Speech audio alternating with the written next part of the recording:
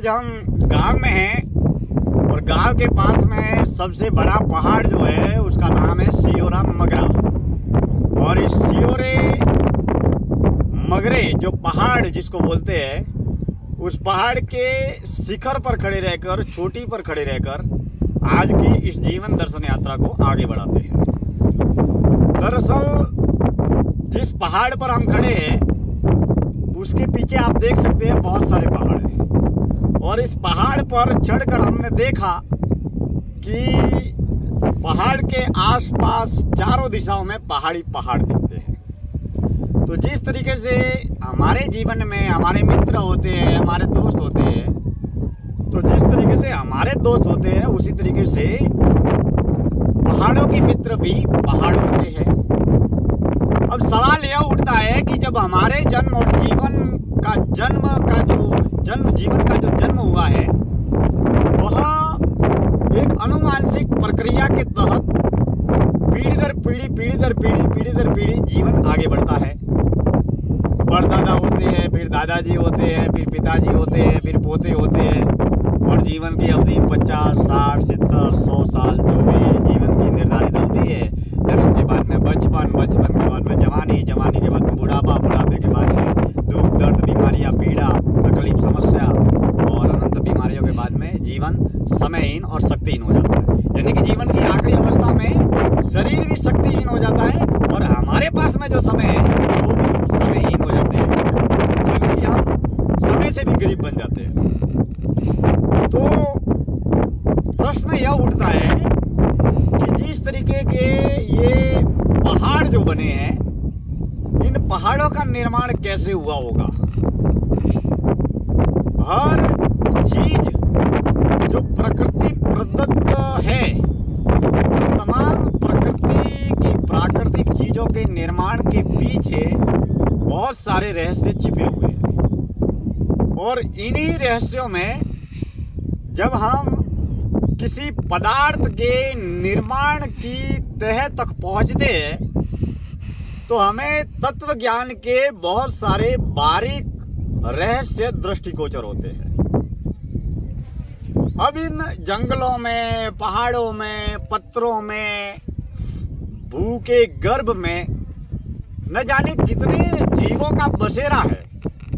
हमारी दुनिया तो बस वही है, हम जो हमारे जिस घर परिवार में हमने जन्म लिया, जिस गांव में जन्म लिया, जिन रिश्तेदारों से हमारे रिश्ते हुए, घर परिवार, माँ, बहन, बहू, बेटे, दोस्त, जहाँ व्यापार करते हैं, पड़ोसी।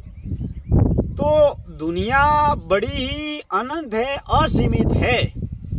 लेकिन हमारी जो दुनिया है वो वहीं तक सीमित है जो हमारी जरूरतों का और पहचान का दायरा है।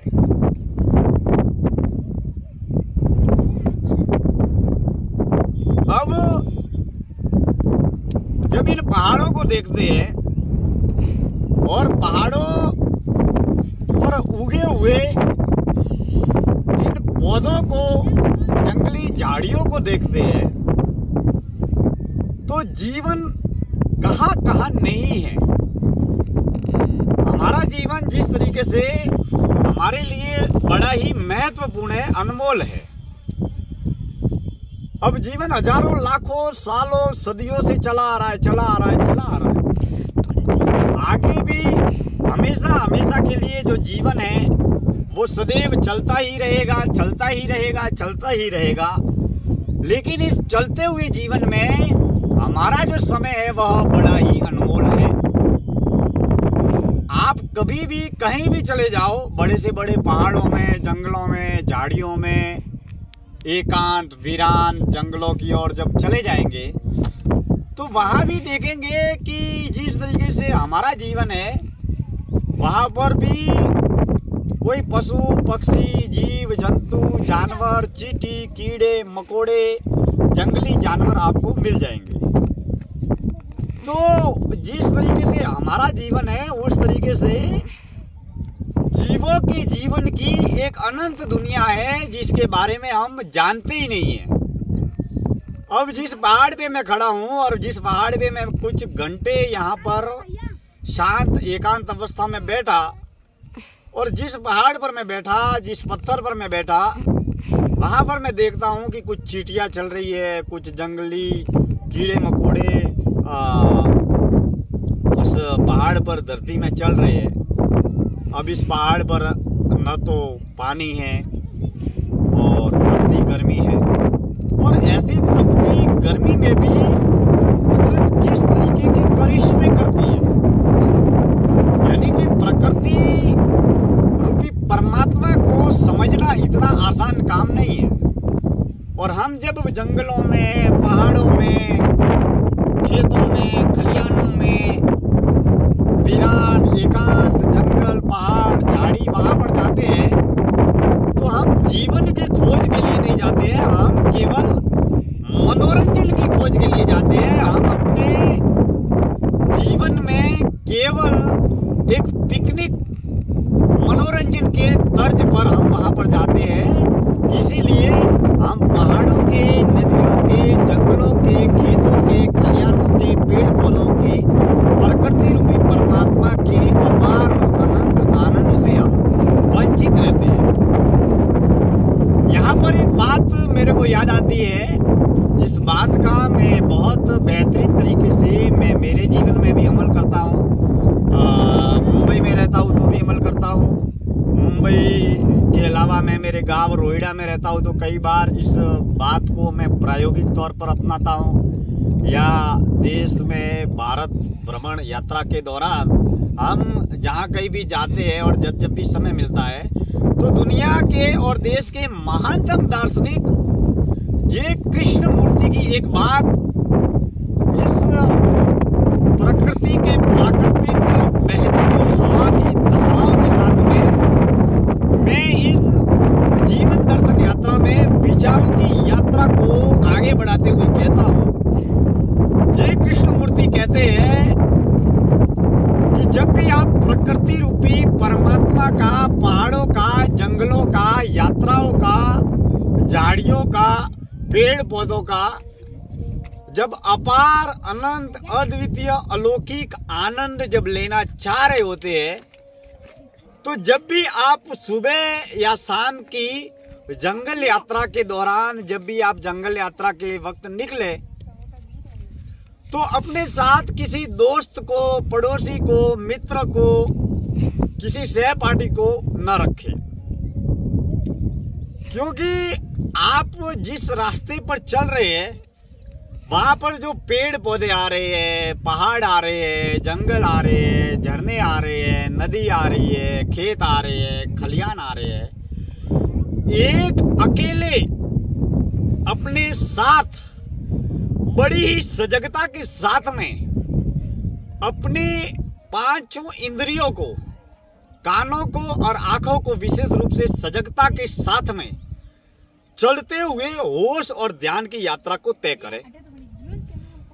जब आप अपने साथ में मोबाइल रखते हैं और प्रकृति के प्राकृतिक आनंद को न लेकर अपना संपूर्ण ध्यान जब मोबाइल के वीडियो लेने में, मोबाइल के जरिए फोटो खींचने में, सेल्फी लेने में, जब अपना ध्यान केवल प्रकृति के प्राकृतिक मनोरम्य यादगार वातावरण को, अद्वितीय प्रकृति के असीम और अनंत आनंद का, जो आपको उस आनंद को महसूस और अनुभव करना चाहिए, उस आनंद को अनुभव या महसूस न करके आप उस वक्त अपनी ऊर्जा को केवल और केवल मोबाइल में वीडियो, फोटो, सेल्फी, लाइव इत्यादि करने में अपनी ऊर्जा को संग्रहित कर लेते हैं, या अपनी ऊर्जा शक्ति को, अपने ध्यान को उस दिशा में समर्पित कर देते हैं। फिर परिणाम ये होता है कि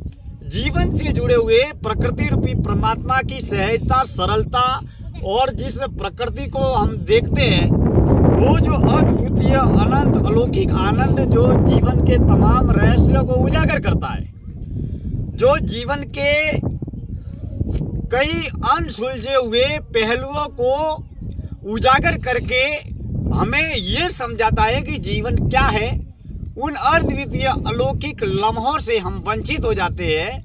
इसलिए जय कृष्णमूर्ति कहते हैं कि सुबह या शाम जब भी हम संध्या काल या प्रातः काल में जब भी हम जंगल भ्रमण यात्रा में निकले तो अपने साथ किसी भी दोस्त को, किसी मित्र को, किसी पड़ोसी को न रखे।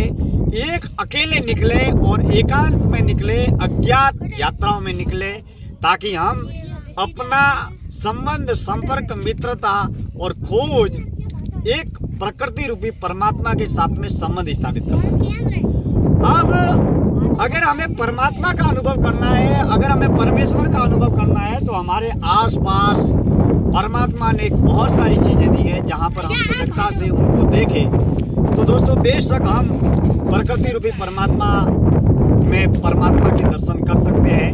हमारी आत्मा जब उस परमात्मा को परखने या जानने, पहचानने के जिस दिन काबिल हो जाएगी मेरे दोस्तों, उस दिन हमें आत्मा और परमात्मा के लिए बाहर भागने और भटकने की जरूरत नहीं है। लेकिन परमात्मा को दर्शन करने के लिए, परमात्मा को अनुभव या महसूस करने के लिए हम जहाँ भी खड़े हैं, गांव में, शहर में, जंगल में, पहाड़ में, खेत में, खलिहान में, जहाँ कहीं भी खड़े हैं, वहीं पर आत्मा रूपी परमात्मा के आत्म दर्शन हो सकते हैं। लेकिन इसके लिए उस परमात्मा को अनुभव कर सके, महसूस कर सके, वो प्रबल भाव हमारे अंदर स्वतः जागृत करना होगा। तो दोस्तों, इतना सुंदरतम वातावरण यहाँ से दिख रहा है, और जब हम उस परमात्मा रूपी आत्मा के जरिए उस परमपिता परमात्मा की खोज की यात्रा को आगे बढ़ाते हैं, तो जीवन में कई बार बहुत सारे रूपांतरण घटित होते हैं। अब धार्मिकता और आध्यात्मिकता में बहुत बड़ा फर्क है। हम सांसारिक जीवन भी जीते हैं, धार्मिक जीवन भी जीते हैं, और दरअसल मौन और ध्यान की यात्रा को तय करने वाला योगी, साधक या ईश्वर का उपासक या सांसारिक ग्रस्त साधक आध्यात्मिक जीवन भी जीता है। अब प्रश्न यह उठता है कि धार्मिक जीवन, सांसारिक जीवन और आध्यात्मिक जीवन क्या है। इस जीवन के बारे में हम अगली जीवन दर्शन यात्रा में इस विषय पर चिंतन करेंगे कि धार्मिकता, आध्यात्मिकता और सांसारिकता में कितना फर्क है। इसी के साथ में इस बात को आगे बढ़ाते हुए मैं कहना चाहूंगा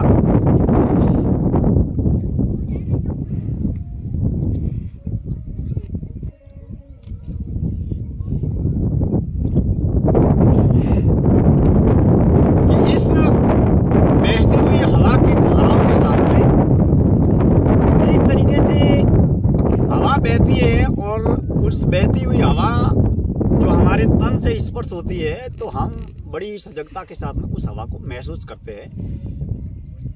तन से जब पसीना बहता है तब भी हम महसूस करते हैं। तो देह जो है वो मात्र एक औजार है, एक यंत्र है, एक उपकरण है। इस यंत्र में पंच विकारों का जो देह रूपी हार्डवेयर में पंच विकार रूपी सॉफ्टवेयर है वो इंस्टॉल कर दिया गया है परमपिता परमात्मा ने। उसी के हिसाब से ये बॉडी एक्टिवेट होती है। तो हम बड़ी सजगता के साथ में जब प्रकृति रूपी परमात्मा को अपने करीब जब महसूस करते हैं, तो हमारे अंदर अनंत आनंद की अनुभूति होती है। और हम जानते हैं कि जीवन केवल कृत्रिम, किताबी, कागजी, काल्पनिक, कपोल कल्पित ज्ञान से न बनकर जो ज्ञान हमारे अंदर से प्रकट होता है, वह ज्ञान एक ऐसा अनंत ज्ञान है जिसकी कोई सीमा नहीं है, जो अनंत है, अद्वितीय है। तो आज की